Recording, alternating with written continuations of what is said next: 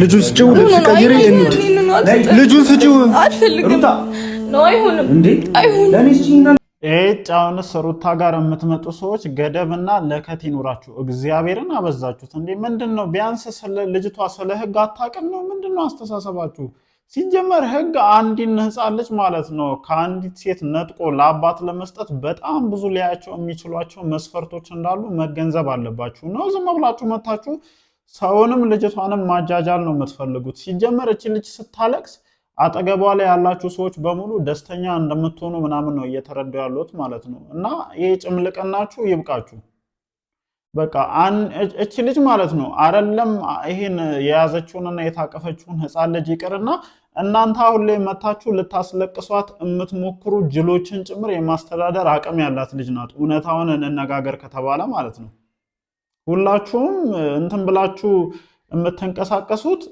በእሷ ዙሪያ በመንቀሳቀሳችሁ እንደሆነ ጥንቅቅ አድርገን እናውቃለንና ምንድነው ማን ነው እስኪ ህፃኗን ከሷ ሊነጥቅ የሚችለው አብርሃም ከሆነ በግልጽ መጥቶ ሩታ ልጁን ካንቺ ልወስድ ነው ብሎ በግልጽ መናገር ይችላል ግን ደግሞ እሱም ማለት ነው እሱም ከሩታ ህፃኑን የመንጠቅ አቅም የለውም ምክንያቱም ሩታ አቅም ያላት ሴት ናት በቃ እውነታውን እንነጋገራ እንዴ በዚያ አላችሁ በዛ አላችሁ አሁን ደግሞ ጭራሽ በእናንተ በኩል መምጣት ጀመሩ እንዴ እግዚአብሔርን እኔ ገርመውኛል እንዴ ምንድነው ከዚህ ልጅ የምትፈልጉት ምንድነው እቺ ልጅ ከማስለቀስ የምታገኙት ጥቅም ምንድነው እኔ ግራ እየገባኝ ነው እግዚአብሔርን ልክ ለሷ እንደሚያስብ ሰው ሆናችሁ ትመጣላችሁ ልክ ከሷ አጠገብ እንዳለ ሰው ሆናችሁ ትመጣላችሁ ግን ፋይናሊ ምንድነው የምታደርጉት እቺ ልጅ ማስለቀስ ነው እና ቃለን እኮ ምንም እንኳን ማለት ነው የዚህን ያክን ህጉ ላይ ጠጠር ያለ ዕውቀት ባይኖረንም ዝም ብሎ ህፃን ልጅ ከእናት ተነጥቆ ለአባት ወይም ለሌላ ሰው እንደማይሰጥ በደንብ እናውቃለን ሩታ ምንም ያነሳት ነገር የለም እግዚአብሔር ይመስገን ልጇን ቀብረር አድርጋ ማኖር የምትችል አይነት ሴት ልጅ ናት ቢያንስ በስሱ ማለት ነው ከ3 ከ400 ሺህ ብር በላይ የሚከፈልበት የዩቲዩብ ቻናል ያላት ሴት ልጅ ናት አለቀ በቃ በእንደዚህ አይነት ሁኔታ ውስጥ ደግሞ ማለት ነው ዝም ብሎ ህግ ተነስቶ ልጅን ለየትኛውም ሰው አሳልፎ መስጠት አይችልም በቃ እናት በህይወት እስከሌለሽ ድረስ ነው ሌሎች አማራጮች ሊታዩ የሚችሉት ነው እያጀዘባችሁ ነው እየመጣችሁ እሷንማ በቃ እንደፈለጋችሁ ነው የምትጫወቱት ምክንያቱም እቺ ልጅ ምንድነው ስስጎና በጣም አጠገቧ ላይ ያሉትን ሰዎች ታምናለች በጣም በቃ ሁሉም ሰው ለሷ የሚያስብ አድርጋ ነው የምታስበው ያንን አጋጣሚ ደግሞ ሁላችሁም አብጠርጥራችሁ ስለምታውቁ በደንብ ተጠቀማላችሁና በጣም ነው የምታበሳጩት ዝም ብላችሁ መታችሁ ከመሬት ተነስታችሁ ልጅቷን ታስለቅሳላችሁ እግዚአብሔርን እኔ ገርሞኛል በቃ እንዴ ምን ይሻላችኋል ግን ምንድነው ፍላጎታችሁ እኔማ ማለት ነው እግዚአብሔርን አሁን ላይ ለሁሉም ሰው ያለኝ እምነት ቀንሷል በቃ እንደዚህ አይነት ነገሮችን ስታዩ እንዴት ነው እምነታችን ላይ ቀንስ የሚችለው በቃ እያንዳንዱን ማለት ነው ሩታ አጠገብ ላይ ያለ ሰው ሰርች እየተደረገ እሷን ለማስለቀስ በነዛ ወገን የሆነ ነገር እየተደረገ እንደሆነ ነው እየተረዱ ያለውትና ይሄ መንገድ አያዋጣችሁም እግዚአብሔርን አያስኪዳችሁም በቃ እውነታው ይሄ ነው ከዚህ መንገድ ልታተርፉ የምትችሉት ትርፍ የለም በዚያላችሁ ልጅቷን ለማስለቀስ ለማስነባት ልጅቷን ጥፋተኛ አድርጎ ለማሳየት በጣም ተንቀሳቀሳችሁ ግን ደግሞ የምትፈልጉትን መንገድ የምትፈልጉትን ነገር እያገኛችሁ እንዳልሆነ እርግጠኛው ነኝ መናገር እችላለሁ በቃ እኔ ይሄን 3 ቀን በጣም ስለታዘብኳቸው ማለት ነው ረገጥ አድርጌ ያወራሁኝ ነው እኔ በነገራችን ላይ ሩታ ስትሳሳት ሩታ ላይ ምህረት አድርጌ ለሩታ ወግኛ ወርቻ አላቅም ግን ደግሞ በእነዚህ 2-3 ቀን ውስጥ እየተደረጉ ያሉ ነገሮችን ልብ ብሎ የሚመለከት ሰው ካለ እዚህ ልጅ ላይ ምን አይነት ጫና እያሳደሩ እንደሆነ ምን አይነት ነገሮችን አላችሁ ሰውየውን ወስዳችሁ ለአዲሷ ውሽማ ወይም ለቀማችሁ ሴት ለመዳር ሙከራ አደረጋችሁ ያ ነገር ደግሞ መስመር ያዘላችሁ ሲመጣ ምን አይነት ነገር አሰባችሁ ምክንያቱም ጀለሴ ልጁን ጥሎ እንደማይሄድ በደንብ ታውቃላችሁ ልጁን የምትቀሙበትን መንገድ መቀመም ጀመራችሁ ይሄ በፍጹም አይሆንም ሊሆን የማይችል ነገር ነው አትጃጃሉ የዚህን ያክል ባትጃጃሉ የተሻለ ነው ብዬ አስባለሁ ለማንኛውም ያው ቪዲዮን የተመለከታችሁ ሰዎች ብዙ ነገር ግልጽ ይሆንላችኋል ብዬ አስባለሁ ሰላም እንዴት ናችሁ የኔ ተወዳጅ ቤተሰቦች ደህና ናችሁ ወይ አለን እግዚአብሔር የተመሰገነ ይሁን እንግዲህ ቪዲዮ ከመሸ በሩታ ዩቲዩብ ቻናል የተለቀቀው ቪዲዮ ለማየት ሞክራችኋል ምንድነው ለማድረግ እየሞከራችሁ ያላችሁት ፈረንጁና ደስታ የምትባሉ ግለሰቦች ማለት ነው ምንድነው አሁን ከሩታ ወገን ለረጅም ጊዜ ስለነበራችሁ የምንጃጃልላችሁ ነው የሚመስላችሁ? እንዴት ነው እስኪ በየትኛው አይነት መስፈርት ነው አንድ ህፃን ልጅ ያውም ደግሞ ገና መራመድ ራሱ በስሱ ያለ እንትን መገላበጥ ራሱ ጀምሯል አሁን እኔ እንጃ።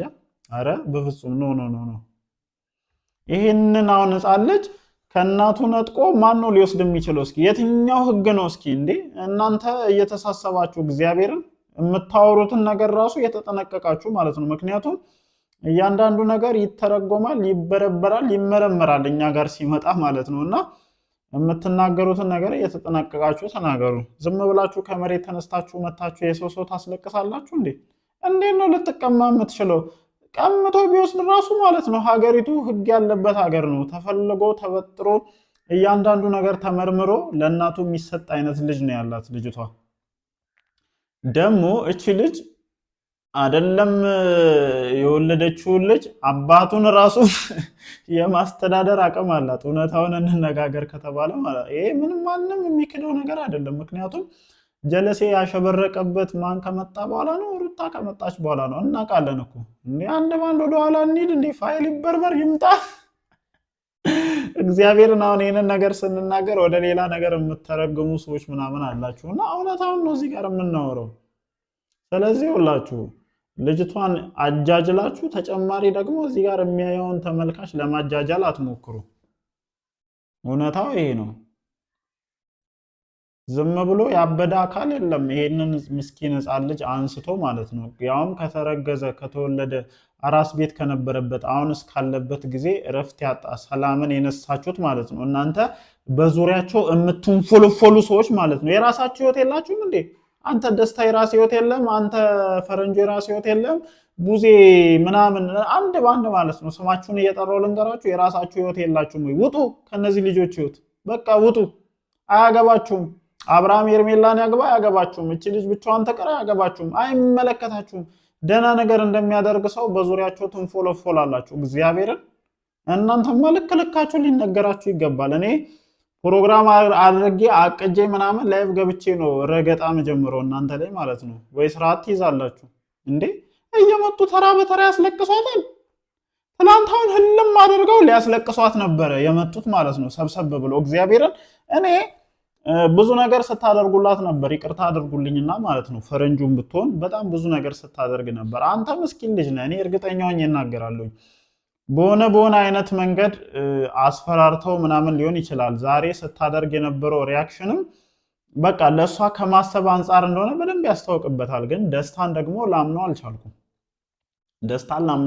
እውነታውን ስናገር ማለት ነው። ምክንያቱም ምናልባት እሱም በቀልን የሚፈልግ አይነት ሰው ነው። ሲጀመር ደግሞ ከመሬት ተነስቶ ህፃንን ልጅ ቀምቶ ለሌላ አካል ከእናት የሚሰጥ ህግ የለም። በቃ ምናልባት ማለት ነው ምናልባት ነገሮች ታይተው ይሄ አባት ምን አይነት አባት ነው፣ ለልጁ እንዴት ነው የእስከዛሬ ድረስ ባኪስትሪው እንዴት ነው እናትየውን ጥሎ የሄደው፣ ምን አይነት አለመስማማት ነበር የሚለው ታይቶ ምናልባት በሳምንት ውስጥ አብርሃም አንድ የእረፍት ቀን ላይ መጥቶ ልጁን እንዲያይና እንዲጎበኝ ማለት ነው ልክ ዋንትያ ላይ እንደነበረው አይነት ነገር ሊፈቀድለት ይችላል። ከዛ ውጪ እንዳታስቡት። እውነታው ይሄ ነው። ዝም ብላችሁ በማይሆን ነገር መታችሁ የዚች ልጅ እንባን እኔ እንጃ በሆነ ነገር እያጠራቀማችሁ መሸጥ ጀምራችሁ ከሆነ ነገሩን ዝም ብላችሁ መታችሁ የምታስለቅሱበት ምክንያት ምንድነው? እግዚአብሔር እኔ ግራ ገባኝ ጋይስ። ለማንኛውም እናንተስ በዚህ ጉዳይ ምን ትላላችሁ? የተለቀቀውን ቪዲዮ አብዛኞቻችሁ ያያችሁ ይመስለኛል። እንደተለመደው ሐሳባችሁን ኮሜንት ሴክሽን ላይ አስፍሩ። የኔን ሐሳብ ሰጥቻለሁ። እናንተስ በዚህ ጉዳይ ምን ትላላችሁ? ኮሜንት ሴክሽን ላይ ሐሳባችሁን ዱቅ አድርጎ። ወዳችኋለሁ። ይህንን ቻናል ላይክ፣ ሼር፣ ሰብስክራይብ ማድረጋችሁን አትርሱ። ይመቻችሁ።